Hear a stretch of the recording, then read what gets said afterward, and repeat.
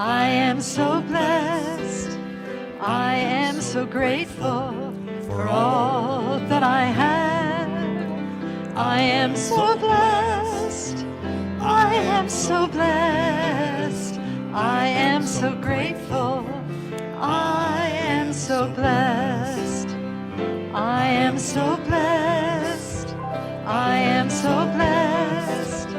I am so grateful for all that I have. I am so blessed. I am so blessed. I am so grateful. I am so blessed. I am so blessed. I am so blessed. I am so grateful for all that I have. I am so blessed. I am so blessed. I am so grateful. I am so blessed. And so it is. Thank you, Kevin. And thank you all for being here. I'm Bonnie Rose, and it's great to see you here at the Ventura Center for Spiritual Living on this chilly, beautiful, rainy morning. Again, thank you for coming. I'm going to go ahead and read a few announcements. So let's see what we got here. Okay, so anything I'm going to say is on our website, www.venturacsl.org. We have a choir that is a beautiful organization, a beautiful group of people, Yay Choir, and they rehearse on Sundays from 11:30 to 12:30. If you would like to join our choir, please feel free to come on downstairs and we'll show you the way. Everybody is welcome. We are collecting and partnering with some other organizations in an effort for fire survivors. We're bringing new toiletries, new or gently used clothing, new towels, new socks, new underwear to our center by Sunday. That's next Sunday, February 2nd. And please bring in your stuff. Every donation makes a difference. Thank you. And we also have a science and spirituality group that meets on the third Wednesday of every month. The next meeting is February 19th, and the book is You Are the Placebo by Joe Dispenza. Last thing I want to say is if you would like to serve in some capacity, please let us know. You can talk to Bernie, who is our volunteer coordinator. There's all kinds of things to do. You can stand at the door and welcome people. You can help serve food. You can participate in our Circle of Blessings team, which goes and assists people who need rides to doctor's appointments or meal support if they're not feeling well. All kinds of ways to serve and enhance your spiritual connection, not only to yourself, but to this community as well. Thank you very much for listening. And I'm going to turn it over to Bill Hadris here, who is one of our youth and family folks. Good morning. Good morning. As Reverend Bonnie said, I'm Bill Hadris with Youth and Family. Do any children want to come up and help me today? I've got no volunteers today.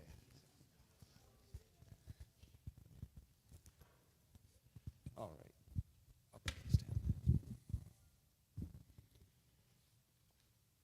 So, question for you all. How do you make purpose in your life? All right, I'll give you the answer. Right? So, how do we create?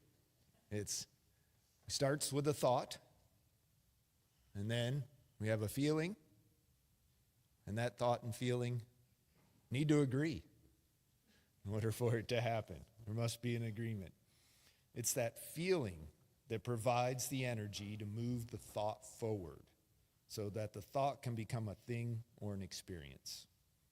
We may passionately want something, but unless we believe it is possible for us, it won't become real. So imagine now something you want to do or be. A thought. Maybe it's, I want to learn to swim, or I want to learn to scuba dive. One of my children back there, right? And then give it a feeling. Say, I'm going to feel free when I am able to swim. Or maybe I will feel like flying through the water.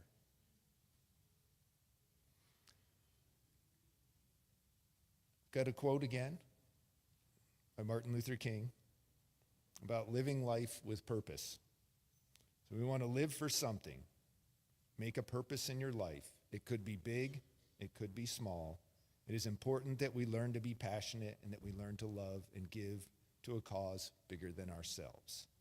This is why we were created, to fill our lives with purpose. If you can't fly, then run. If you can't run, then walk.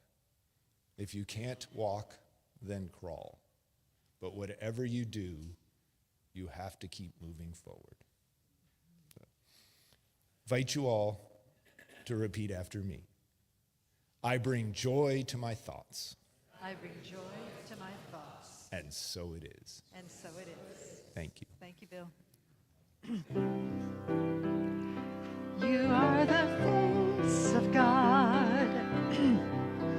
I hold you in my heart. You are a part of me. You are the face of God. You are the face of God. I hold you in my heart. You are a part of me. You are the face of God. Thank you. Now we'll turn the microphone over to Vicki, who will lead us in prayer. Good morning, ministers, reverends, practitioners standing here with us in this sacred space. If you'd like, you can close your eyes and settle into this perfect moment of peace and love, and into the knowing of the I am presence, the one truth, the one life. Knowing this, I know that this presence is in the presence of patience and abundant grace, and in the persistent beauty of the sunrise and the sunset, and in the absolute presence in a dolphin as a dolphin looks at you, or a loved one.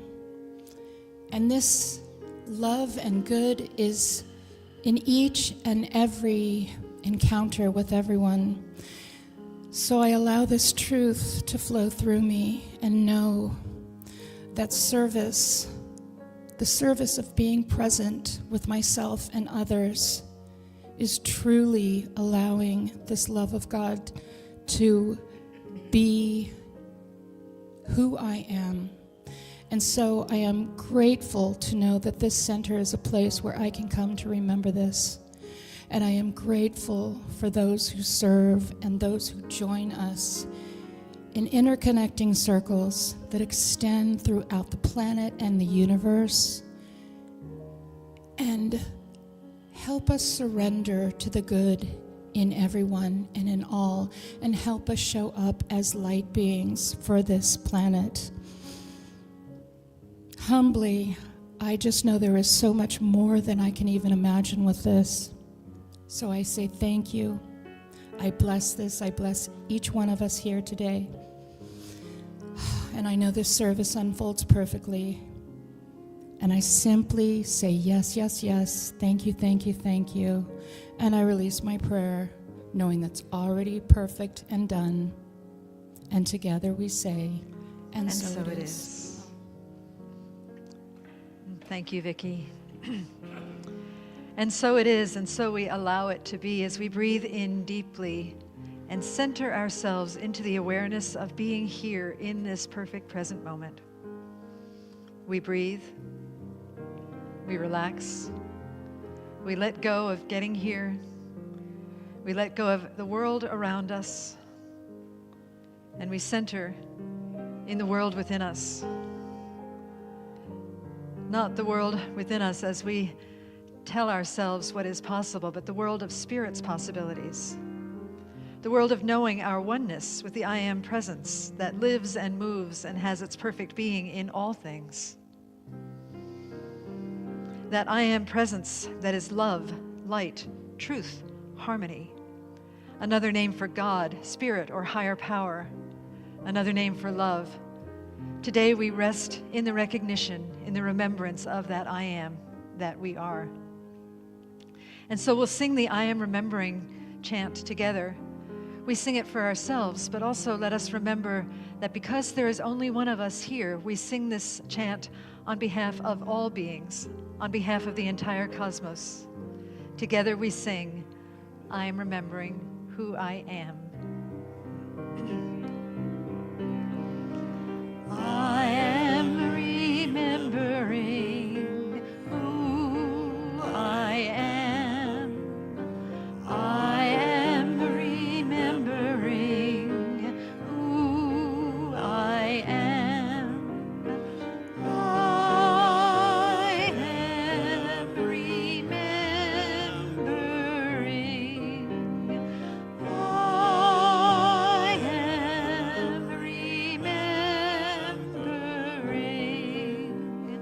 I am remembering who I am. I am love. I am remembering who I am. I am peace. I am remembering. I am purpose. I am remembering. I am remembering who I am. I am remembering who I am. I am remembering.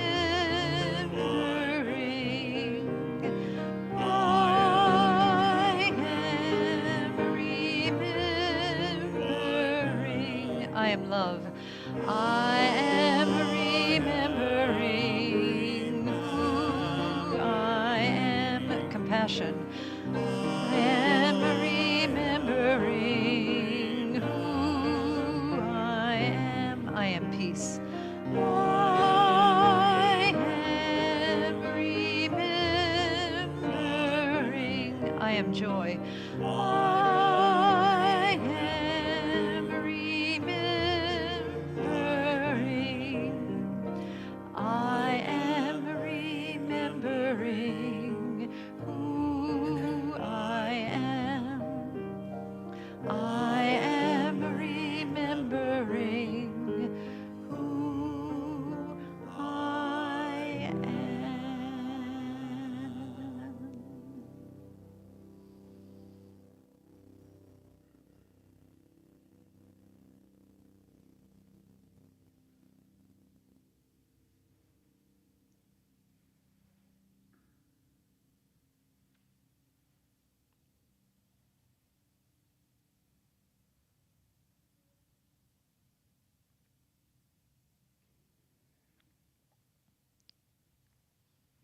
In the light of this divine remembrance, let us breathe in deeply and then exhale, opening our eyes as love, in love, and in service to what is, as it is, and so it is. Thank you, Mark.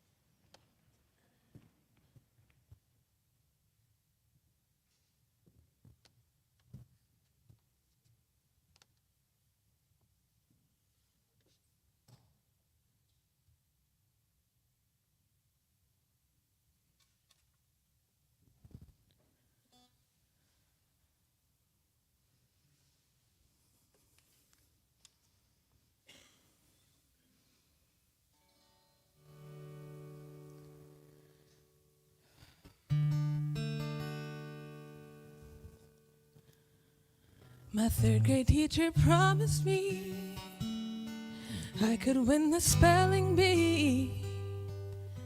I studied hard with my flashcards, I was ready. Oh, but when the moment came, the words they didn't. My mouth betrayed, I felt the shame of quitting. So I traveled far away from home Followed my feet like I was grown. Saw 7 seas, walked empty streets. They say when in Rome. The more I fell in love with space, I rediscovered my favorite place, my saving grace, my front door. Life's a fleeting, fragile thing. Some days you sail, some days you sink. When you find your wings, you learn to take the fall. But that's life, after all.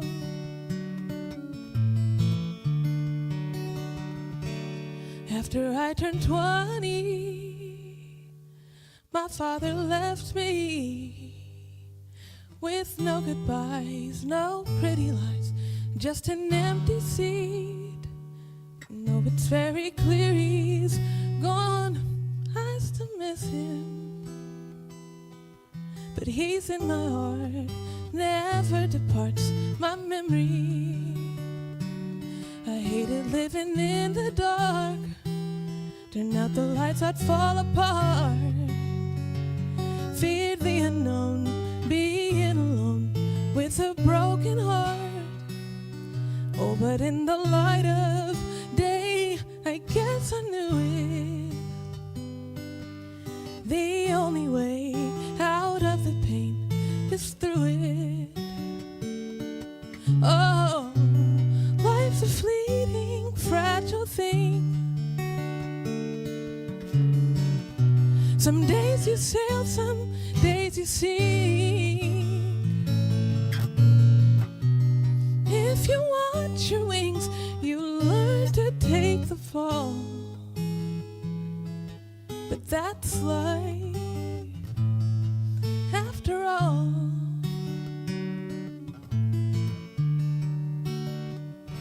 And if there is a thing I've learned, surely as the world will turn, to love is to give, to share is to live with purpose.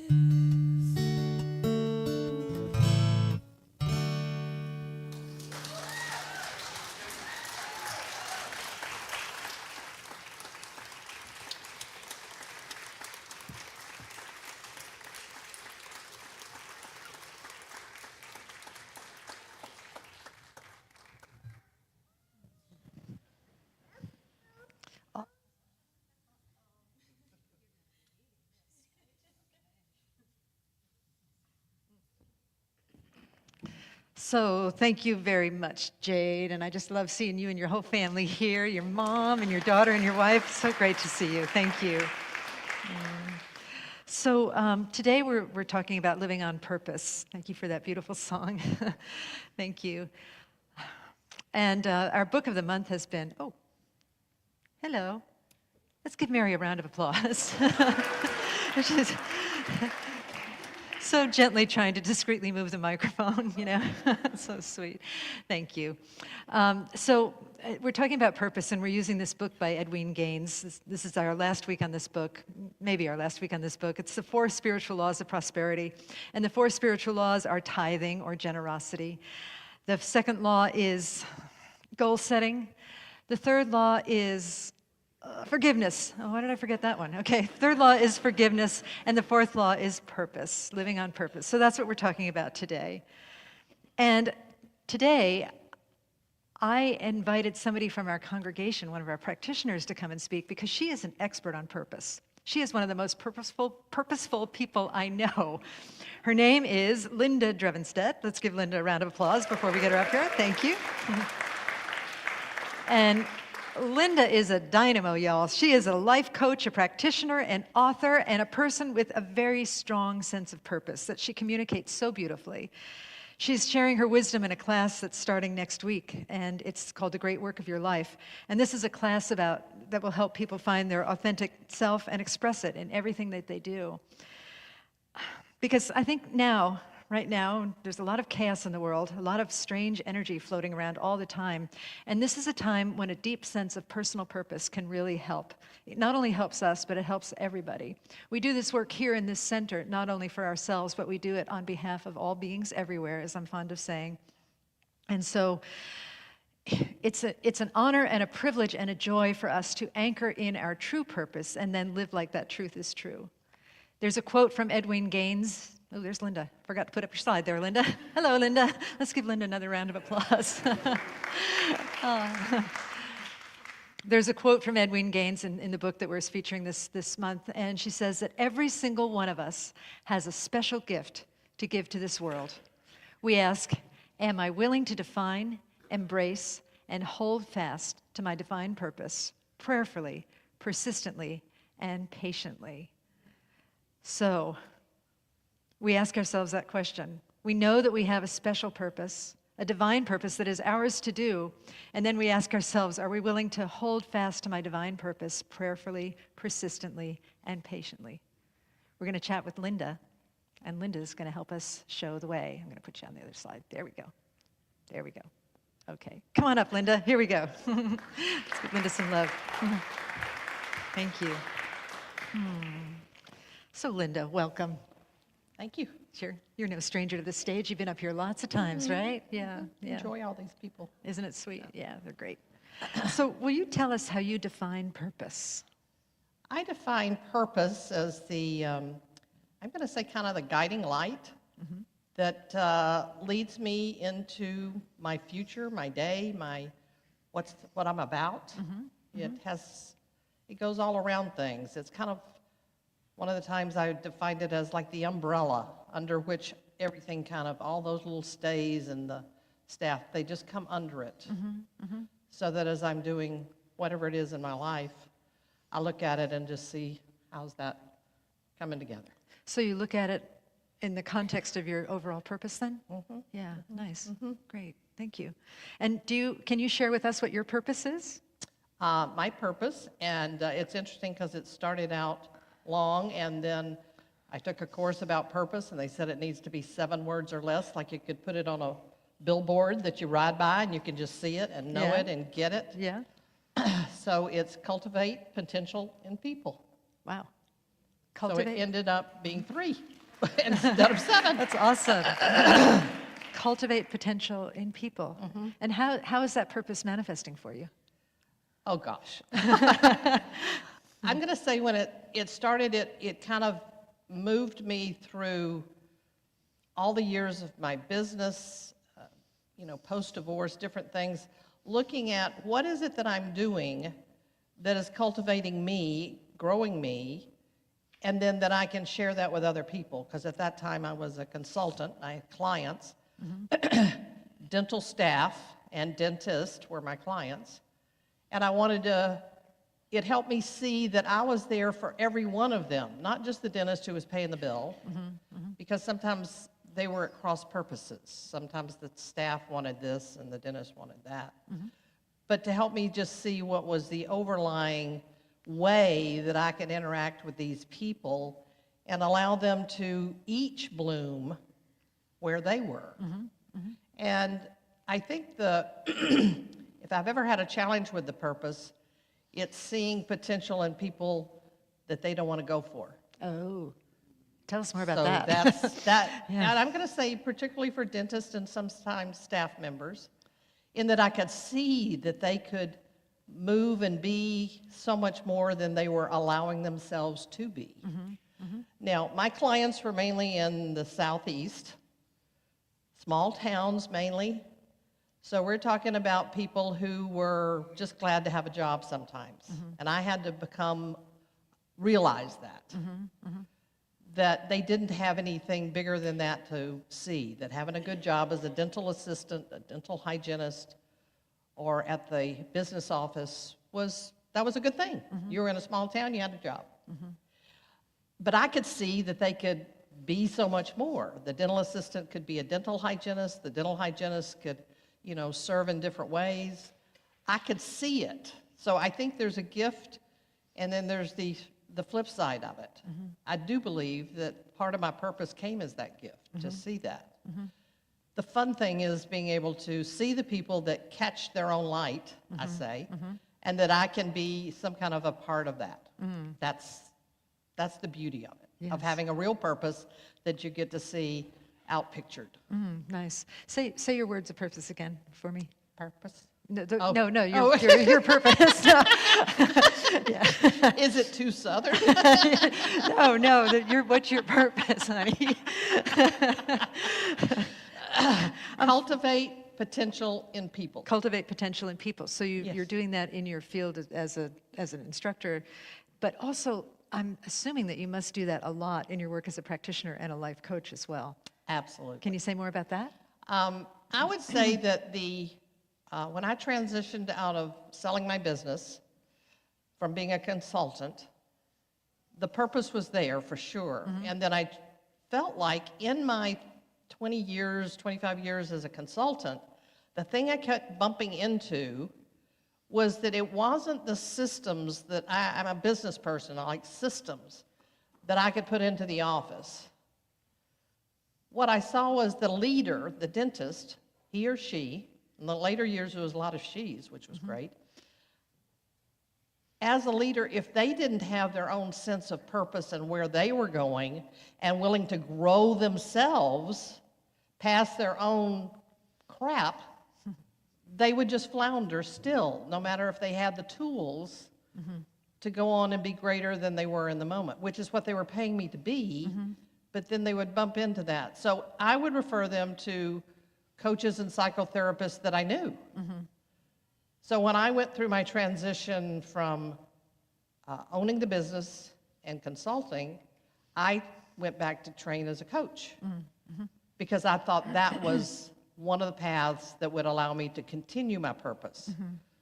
What better way to, continue? I had coaches to help me. So that's where it went. It went into that arena of, more specifically with this one person rather than this whole team or this whole group of people. With Yeah. So the purpose that you stated is, certainly it applies to your life that you were describing before, and it applies now. But also when we spoke on the phone, you were saying that it applies in your personal life as well, in your relationships with others in your family or friendships. Can you say something about that? It does. Yeah. I see that having that defined has allowed me to take a look at my family, my adult children, their spouses, and now grandchildren. And I'm going to say I haven't always been good at this because sometimes I think I know what they need to do. Yeah, that's a And shame. instead of being the coach who asks the question so they figure it out themselves. That's the part of coaching that me had trouble with. Because in a consulting role, you tell them what to do. Yeah. You say, this is what you have to do. This is the system. This is the way to do it. Coaching, you wait for them to figure it out.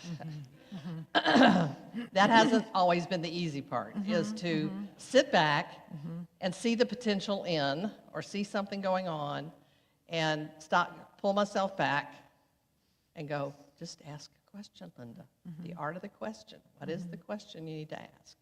And be with them as they go through whatever they're going through. And I found in that part, in the coaching part, even as it extended out to my family, that me sitting back and allowing their unfolding was a big piece of this. That cultivating potential in people didn't mean that I went out and planted their seeds. Right. That I had to allow them to see wherever they were going and to bump into their own trenches or climb their own mountains. And it's been tough sometimes because I'm going, well, if you'd taken this course or read this book, you would know exactly what to do, just like I do. Yeah. Yeah. I feel you. So that's been the lesson. And I have to say, Bonnie, Yes. when I first started coming here, Yeah. and in one of the prayers that you leave, you say, loving what is as it is. That has taken me, I don't know how many years I've been coming here, but I've lived in Ventura 10 years. Okay. It's been close to the 10-year point of going, oh, I get it. I've been pissed off because I wasn't loving what is. I needed to fix it Oh, or rescue it awesome. or move it over. Wow. Anyway, Well, no, now we're getting into the nitty gritty here because you're talking about me. Okay, so before you didn't like it when we would say loving what is as it is and so it is because you didn't love what is, right? yeah, there was something that I wasn't in love Okay, with. you didn't love it. Okay. Okay. I love this so much. So, so what shifted? What was the catalyst that, because I have a different interpretation of that phrase, which I'll tell you in a minute, but Okay. what shifted? I'm going to say it was several family issues as well as a friend issue. Uh-huh. And I was in this take a deep breath, and then some things began to just evolve in ways that I had never thought they could. Yeah. And I also went into a piece of where I am in my own aging, my husband's aging, that last year I came up with this card I pulled from some class I took, and it says, I surrender. Oh, sorry. Sorry. That's another one I've had trouble Yeah, with. I know, I understand. You know, because I I understand. like, I Yeah. can control things Yeah. real well. I know. You know, I know. I feel you. Yeah. that card sits on my desk as a daily, constant reminder that my job is not to fix everything, but to surrender to what is in this particular moment, because I'm still cultivating potential. What is it that's for me to do, but what's theirs? Yeah. How can I just leave theirs alone without wanting to go mess with it? I know. And so I just have, that's part of the prayer part that Edwene says, staying in the prayerful part, is that in my prayer, I have a Rage on the Page book or a journal that when something's going on like that, I can spit it all out, and then I can just take a deep breath and surrender. Now, I feel better in that moment for Yes, sure. yes, Now, absolutely. it may ease its way back. I feel you. Yeah. Same here. Come back up with a little sneaky head. Yes. How many of us among us have let something go and then it tends to want to come back? Of course, yes. Yeah. Well, that's very, very enlightening. I appreciate hearing your process with that because I'm sure that others struggle with that phrase as well. In love and in service to what is, as it is, and so it is. And what I mean by that is, I mean in the field of love, in the field of love. Now, Linda's over here saying, why couldn't you just say that? Why couldn't you just say in the field of love? Notice I immediately donned a Southern accent when I started imitating you. Because I was fixing to get out of here, and I did, Anyway, but I mean in the field of love. And honestly, what you're saying, too, is your objection to it. I think that's a very honest response as well, because ultimately, we love our problems because our problems are portals to the greater yet to be. The problem and solution are the same thing, right? Susan Burrell's shaking her head over there. Yeah, our problems are portals of what is the greater yet to be. And when we have a problem, and you did this so beautifully, I'm going to say it in slightly different words, you surrendered. Another question for y'all. How many of you pulled a surrendered card from a deck and then say, oh, I don't want that one, and put it back, right? And then you keep pulling the dang card over and over again, right? Anyway, when we have a problem, we tend to start telling the universe what we know. We use our mind to tell the universe what we know instead of stepping aside and surrendering, as Linda so wisely does, and allowing spirit or love or God or the universe to tell us what it knows. And that stupid surrender thing that is so challenging, it's so hard to let go, but it opens us up to a greater realm of possibilities that are beyond our human imagination. You know, we're both human and divine all the time, but the human mind, the human voice, the inner voice is very, very chatty at times, right? And it thinks it knows everything, and it wants to control other people's processes, like I do, like you have claimed that you do, like maybe a few of us claim to do. But what if we were to let it go? It feels like we're failing. It feels like we're doing the opposite of what we've been trained to do our whole life. What if we were to, as they say in the 12 steps, let go and let God, and wait in the anxiety of waiting without the crushing anxiety, and just allow it to be and see what Spirit can do. Does that sound like a good plan? Yeah, I know. Maybe. Come see, come saw, right? So, Linda, we're veering from my list of questions here, but it's so much fun. If you were to coach me in finding my purpose, what would you ask me? I would ask you, there's 3 or 4 people that I've followed when I've been teaching this more in the New Thought classes, is what hurts your heart? In other words, what is it that you see out in the world that hurts your heart? And Michael Beckwith, of course, has his whole course that's wonderful, that a lot of things, some of our CSL courses. He says, what is it that God or Spirit is wanting to bring through me?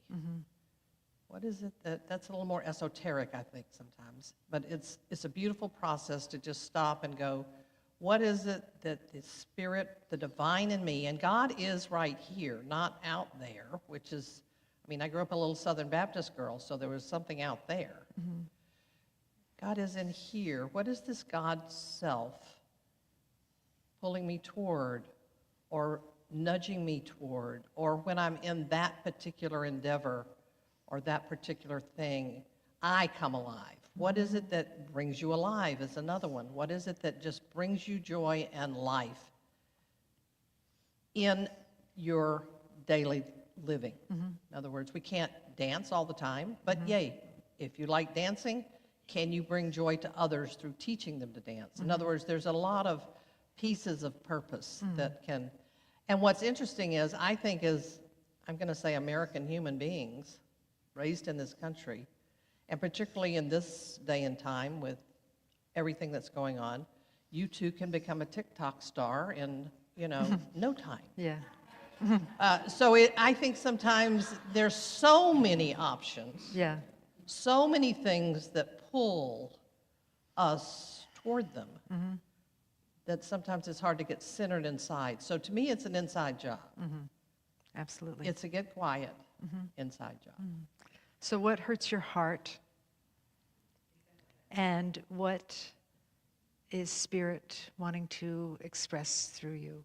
What is being called to express through you? Do you ever encounter people that don't want their purpose? I'm not particularly fond of mine right now, my esoteric purpose. And I can tell you what it is so you don't think it's something horrible. It's what hurts my heart is the level of division and fighting that I see around me all the time. Polarization hurts my heart, and I get very sad when I think that people can't even have a conversation anymore without listening to each other. They can't have a conversation without attacking each other, and I see all kinds of. You're my coach today, right now. I see all kinds of stuff on social media that just breaks my heart on both sides of any issue, and it makes me so sad.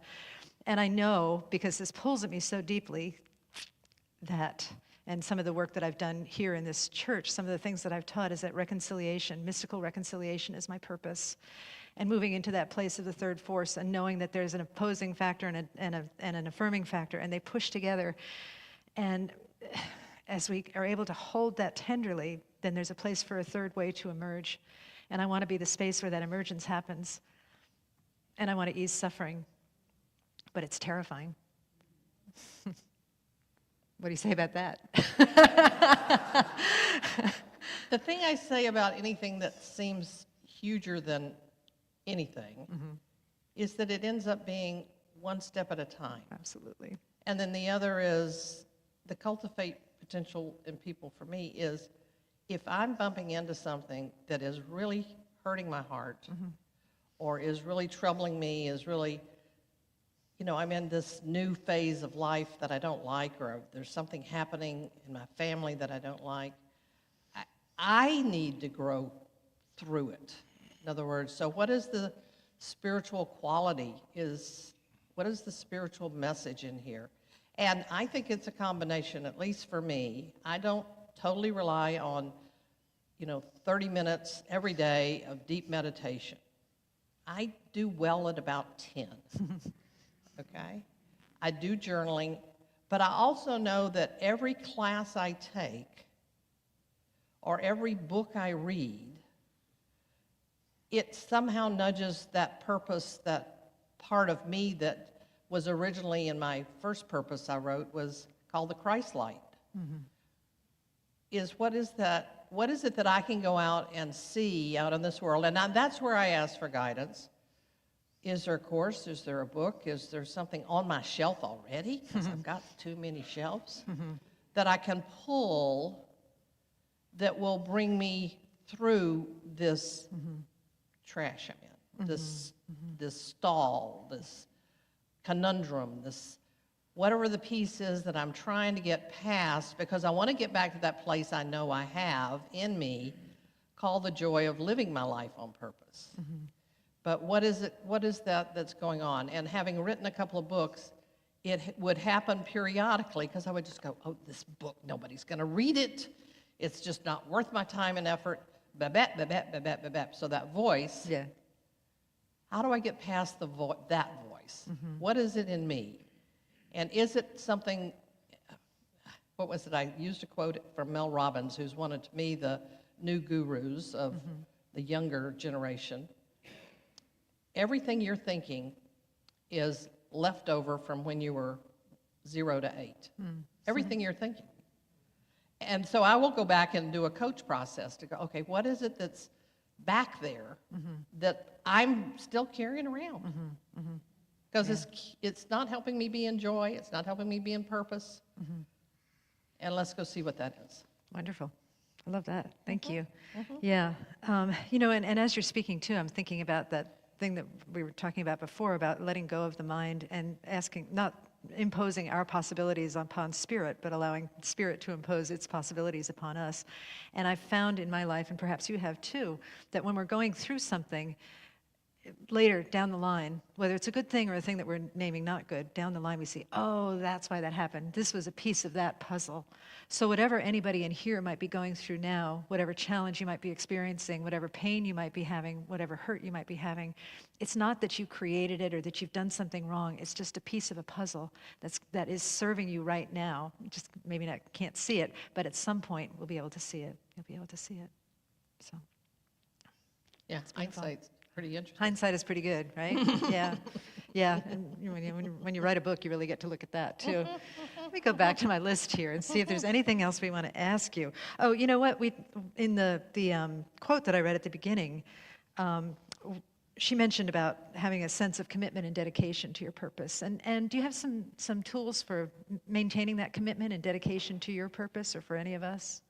You know, I think what for me I've seen over time is having it helps me be discerning about, and this has happened all through my life since I started having a purpose, is this the group of people that I feel like is encouraging me to serve a purpose? Are these my peeps? Or am I just going because they're the cool kids, so to speak? What is it I'm doing here?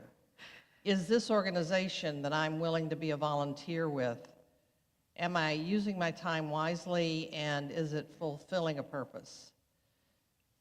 There's just several things that over time I know that my purpose has been that kind of centerboard thing that's allowed me to get into and then maybe turn around and get out of something.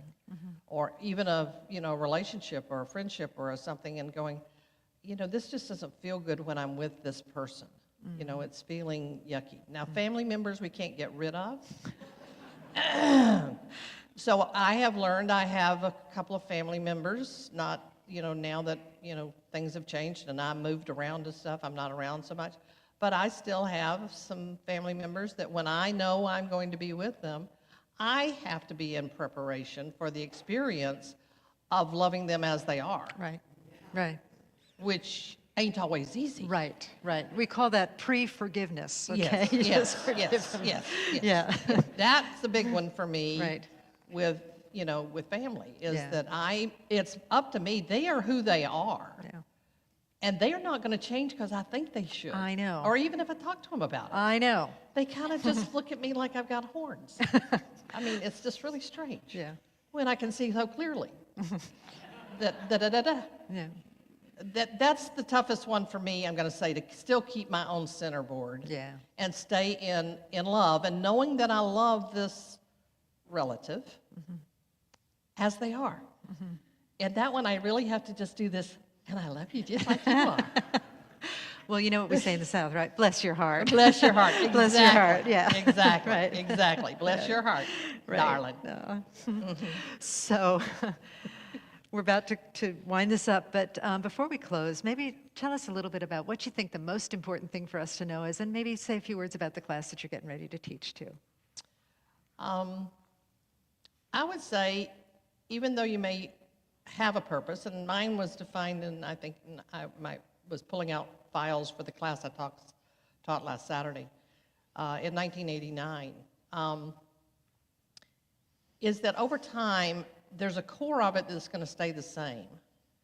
And so there may be pieces of it that move around. The first one I defined had, my role as a mother, as a sister, at that time I had parents, as a, consultant, blah, blah, blah.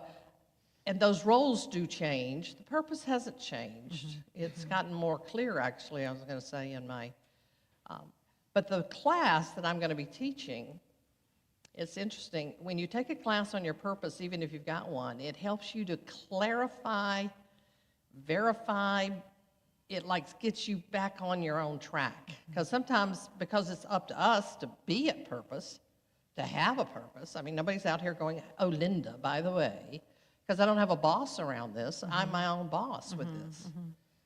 So I think the class that I'm teaching, I love his process of looking at this as your dharma, and that over our lives, that dharma may shift, but we still have a purpose. And I loved that because I learned a lot when I took this class a couple of years ago. Yeah. I learned a lot about that whole process, and it made me feel good. That's awesome. Good. Linda's a great teacher. I'm just going to close with a quick story this is from Edwin Gaines' book, and I'll read it to you. Edwin wrote, "For so many years I prayed, God, this is Edwin, I'm right here. Just tell me what you want and I'll do it. Whatever you want, I'll be there. I'm right behind you. I'm right behind you, God, ready to go. Just give me a sign." Well, finally, she wrote, I got quiet enough, and I heard God. And what I heard was, Edwin, this is God. I'm right here. Just tell me what you want. Anything, and I'll do it. Whatever you want, I'll be there. And so it is. Let's give Linda some love. Thank you so much. Oh, I love that. Thank you. I love Thank that. you, I Linda. love that. Okay. All right. So, thank you, everybody. And as Linda finds her way to her seat, we'll just do a brief prayer. And so we turn within into the anchor of this sweet energy in this sea of love that we co-create here in this spiritual center, where there is compassion, where there is heart, where there is goodness, where there is reconciliation, where there is peace, where there is power. And we know that this energy is not exclusive here, it is everywhere, but we just tap into the awareness of it here as we come together as a community. We feel our peace, our power, our love individually and collectively as this spiritual community, knowing that we are here destined for greatness, for a beautiful purpose, a unique purpose that longs to live and move and have its perfect being through each of our lives and through our life as a spiritual center. And so today I know that purpose has been clarified, that the awareness that there is a purpose has risen up in each and every person here today, that it is spreading and growing and blessing us from the inside out and the outside in. We recognize our oneness with Spirit and Spirit's oneness with us. And we commit to living like this truth is true, to seeking and finding our purpose, to asking for our purpose, knowing that it has already been given, and to trust and to know that the living Spirit of the one God, the one life, is perfecting itself and learning about itself through each of us in all that we do, say, feel, hear, be. And so I'm so grateful for all of this and so much more, so grateful for Linda and for everybody who has served here in this spiritual center this morning and beyond.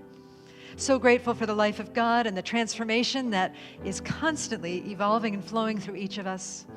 Grateful for this teaching. I bless all paths to God, churches, synagogues, temples, mosques, ashrams, fundamentalists, atheists, Sikh gurdwaras, all beings everywhere. And with a heart so filled with blessedness, I say thank you, Spirit, thank you, love, and I release these words into the divine mystery, and together we say, and so it is. Thank you.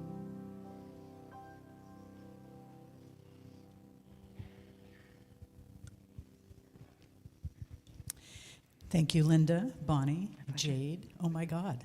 Don't you love it how it all just weaves together and goes, oh, I'm supposed to ask myself and ask God. Yeah. I'm supposed to, oh wait, listen, go figure. And then we get to embrace and move forward one step at a time. Beautiful. Thank you. We are here today for our collection at this point, and we're going to read it together, so if you can see it that way, I can actually see it there today. Okay. So we're going to repeat this. Repeat this? We're going to say it together. All right?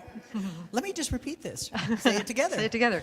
Okay. Holy cow. Bernie, are we going to say it together? You know, Bonnie, I was thinking we should say it together. Okay, let's say it together. Let's say okay. it together. All right, here we go. All right. We trust in spirit. Love is the giver and receiver of all that we are. We offer these gifts. They are an outer expression of our inner abundance and compassion. Our gifts bless many and return to us multiplied in miraculous ways, so that we may give again. And so it is. Thank you.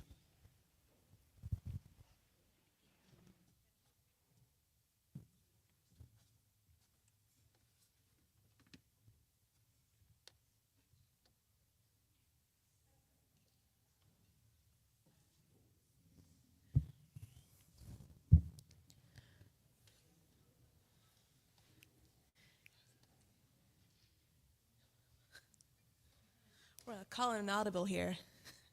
Come on up here, Mama.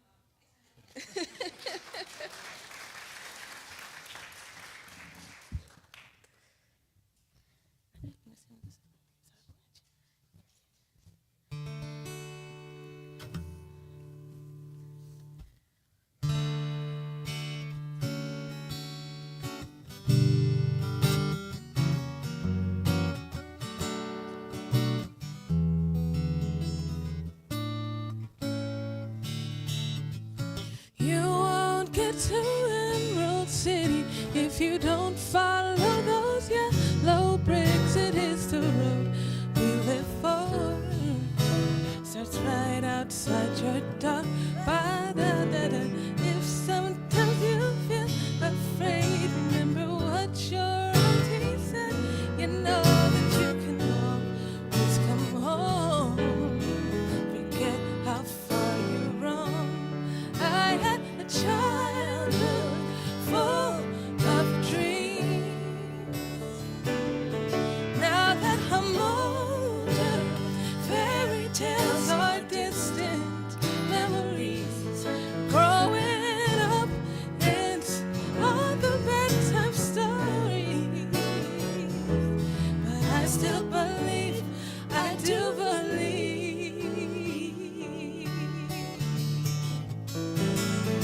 You won't get to Neverland if you don't have faith in Peter Pan. It is a flight that you need to find out you have wings. If you know you're scared of heights, take his hand, better hold it tight. He's gonna shoot to the moon, so don't grow up too soon. I had a childhood full of dreams. Now that I'm older, fairy tales are distant memories. Growing up, and all the bedtime stories. But I still believe, I do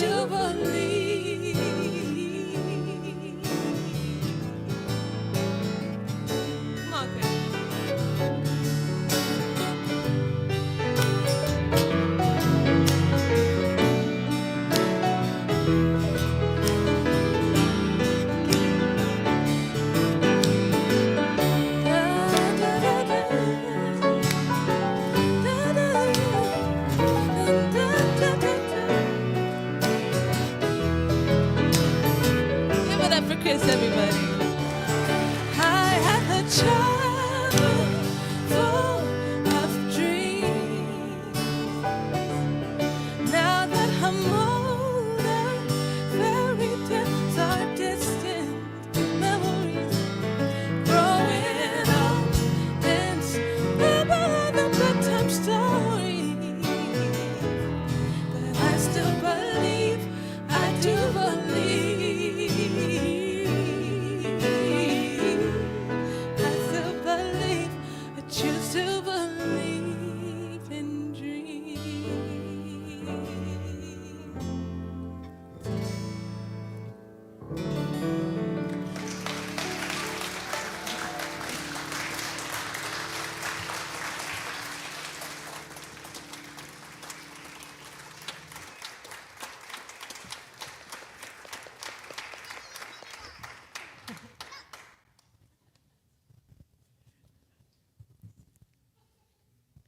I was hoping Lenny was going to come up and do announcements. Come on, Lenny. She can read this. I know she can do it.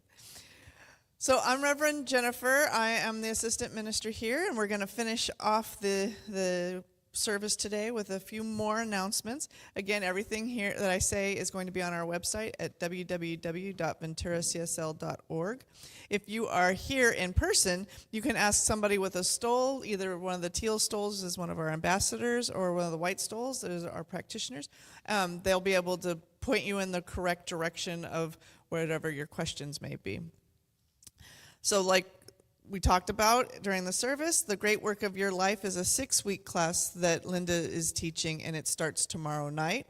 I know I am signed up for it because it's a fantastic book. Linda is a fantastic teacher, and it is a fantastic process. So if you want to, experience the fantastic, sign up for the class. It's gonna be, it's you can't help but learn and take something when you spend some time with Linda. So. All right, next workshop that's coming up is Creating Spaces That Energize and Nurture Us. This is a 2-session workshop facilitated by Susan Seal. So the 2 workshops will be February 15th and March 1st. And Susan Seal is a feng shui, master guru. So she is going to help you. So I think the first workshop is going to be explaining the mechanics, and you come up with a project that you're going to work on, either in home or workspace or whatever, and she's going to set you free, and then you're going to come back together and address anything that came up for you and issues. So if you have a space in your life that you think could use a little tweaking, this is going to be a fantastic workshop. Fantastic. It's going to be a great workshop with Susan Seal. The other class/workshop is Are You a Light Leader? A Soul Growth Workshop. So this workshop set up a little different. It's 5 days in a row. It's facilitated by the amazing Susan Burrell, who is one of our master teachers. She taught a lot of us practitioners in our prac training. So this is going to be February 25th through February 28th. It's 6:30 to 8 p.m. on Zoom. So you don't have to go out after dark, which is always nice. So you can commit to your soul growth and develop ongoing strategies that will assist you in expanding your capacity to hold more light and love. And all of these classes and workshops are priceless pricing. If you have a question about priceless pricing, ask, again, anybody in a stole or me after service, and we'll explain it to you. Save the date. February 16th will be our annual meeting. So come after service, we'll go over all of the different ministries, what we did last year, what our plans for the upcoming year are. You can get a peek at the budget, all of the super exciting things about church, and I think just come. It's fun. I don't know how to explain it, but it's our annual meeting, and so that's February 16th after service.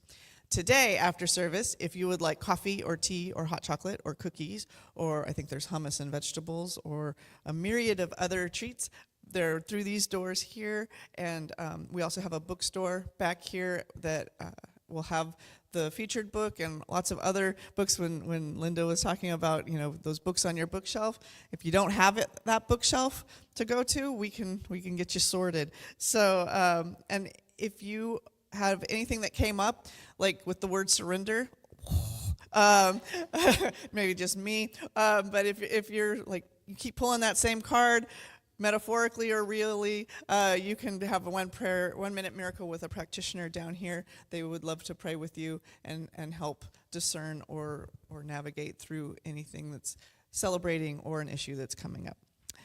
Anything else? I don't think there's anything else. So we are going to close out with our group affirmation, and we're going to read it together. So everybody with me, remembering my abundance, I decide to be love, share love, serve love. Thank you for my life. And so it is. So it is. Thank you, everybody.